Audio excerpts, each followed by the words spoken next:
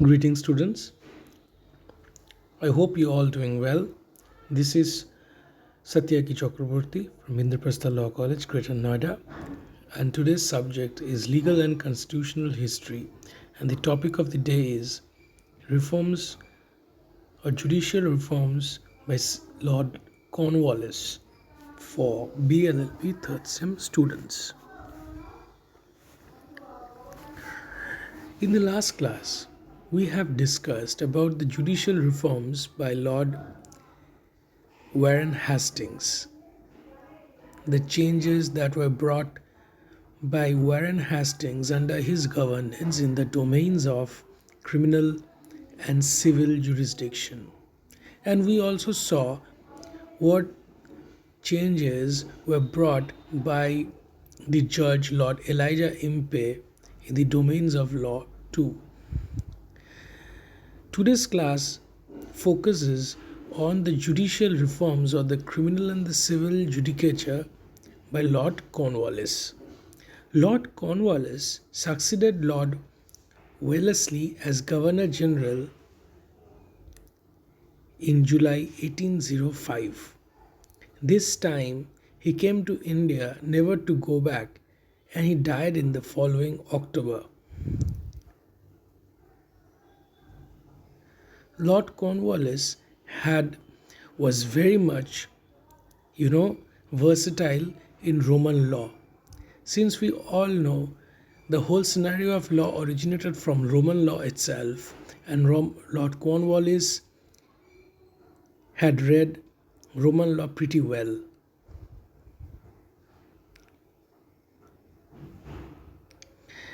So let us see the changes or the judicial reforms brought about by Lord Cornwallis. Number one, he recognized the need for jurisconsults on matter governing the natives in personal laws, and his council appointed Pandits and Qazis to assist the courts. Sir William Jones adorned the Supreme Court in 1873. It was his sincere interest in India that enabled him to contribute to the judicial system. So, firstly, Lord Cornwallis always felt there was a huge gap between the natives and the British judicial system and the governance. And language, culture, religion played an important role there. So, he tried to break that gap, or he tried to, bridge that gap by appointing Pandits and Qazis so who can assist the courts. Since these native Pandits and Qazis could assist the local people or the natives in their own language and make them understand the law, the procedure from their perspective. Since beforehand such thing was not happening, people could not understand, but now since the new system was introduced by Lord Cornwallis, where governance, the system, the whole scenario, be it judicial, civil or criminal, could be well understood by the native people, since by the appointing of the Pandits and the Qazis itself who assisted the court. Secondly, in the Constitution of Sadar Adalat, Lord Cornwallis introduced a significant reform to effect that no member of Supreme Court or Supreme Council was to be the Chief Justice. This provision was made with a view to carry out general principles of separation and to enable the members of the Council to devote more time to other government duties. So Lord Cornwallis decentralized the whole system. He made effect that no member of the Supreme Council could be the Chief Justice, and this so happened because he did not want the power to be vested in the hands of few people. He wanted the power to be divided separately, so that every compartmentalized zone or the part of the government or the judiciary system could carry out their work in accordance to the power vested upon themselves.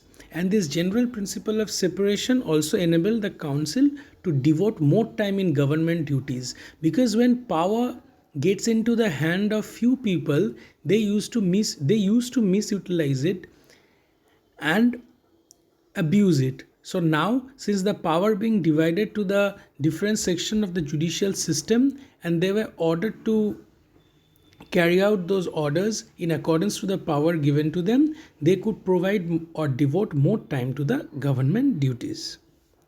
Thirdly, he abolished the levy of court fees on litigants, as he felt that it could be unjust to levy a tax on justice. He also abolished or completely scratched off the court fee to levy uh, taxes on the court fee of the litigants, as he felt that it is unjust to levy a tax on justice. So, justice is a universal thing, it should be meted out and provided to everybody. So, he completely abolished the levy of court fee on litigants itself.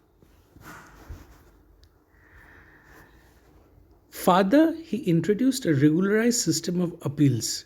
The right to appeal was recognized as a valuable and vested right. No system of justice can be safe and complete without the safeguards of being tested by higher courts. So, he also introduced the system of appeals itself, because without appeal, the whole system of judiciary fails its purpose. So, no system of justice can be safe and complete without the safeguard of being tested by higher court. So, the right to appeal was introduced by Lord Cornwallis, which played a very important role in the domains of judiciary system. Lastly, he recognized the fact that every state which maintained a judiciary required a competent bar. As such, provisions fixing the qualification for lawyer, method of their enrollment, and regulation for recognizing the legal profession and fixing standards of professional conduct, which were made by Cornwallis. Proper legal system was given under this direction. So Cornwallis always felt that people or people who are associated with the judiciary, be it a lawyer or any other competent person who are specialized in these fields of law, should have proper qualification of law with a legal bent of mind. So he always wanted a proper bar, a bar comprising of people who are qualified as lawyers, who knew proper method of enrollment, and the the proper benchmark should be set, who could be recognized in the legal profession and fixing the professional standards or conducts in the legal profession too. So proper legal education was also given under these directions.